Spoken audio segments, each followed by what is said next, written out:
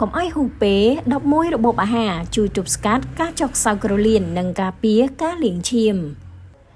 យោងតាមការចុះផ្សាយពីប្រភពបរទេសការកែប្រែទម្រង់ការហូបចុកគឺជាគន្លឹះសំខាន់បំផុតក្នុងការថែរក្សាមុខងារក្រលៀនឲ្យរឹងមាំបានយូរអង្វែងជាពិសេសការកាត់បន្ថយជាតិសូស្យូមនិងគ្រឿងបំពងដែលមានស្រាប់ក្នុងរបបអាហារ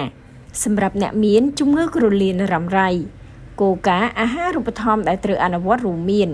ការកម្រិតអាហារក្រមម្សៅត្រឹម6វែកក្នុងមួយថ្ងៃជ្រើសរើសបាយស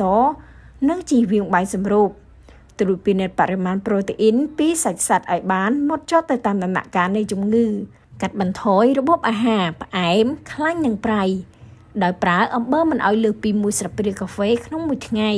បន្ថែមពីនេះគួរជៀសវាងបន្លែផ្លែឈើដែលមានជាតិប៉ូតាស្យូមនិងផូស្វ័រខ្ពស់ដូចជាល្ពៅ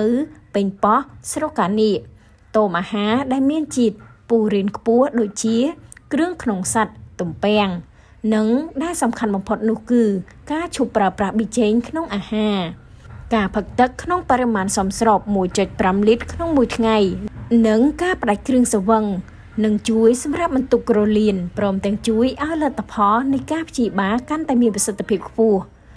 ការប្រុងប្រយ័ត្នព័ត៌មាននេះគឺគ្រាន់តែជាចំណេះដឹងទូទៅប៉ុណ្ណោះប្រសិនបើអ្នកមានបញ្ហាសុខភាពមិនប្រក្រតីណាមួយសូមមេត្តាទៅជួបពិគ្រោះជាមួយនឹងគ្រូពេទ្យជំនាញដើម្បីទទួលបាននូវការធ្វើរោគវិនិច្ឆ័យនិងការព្យាបាលត្រឹមត្រូវ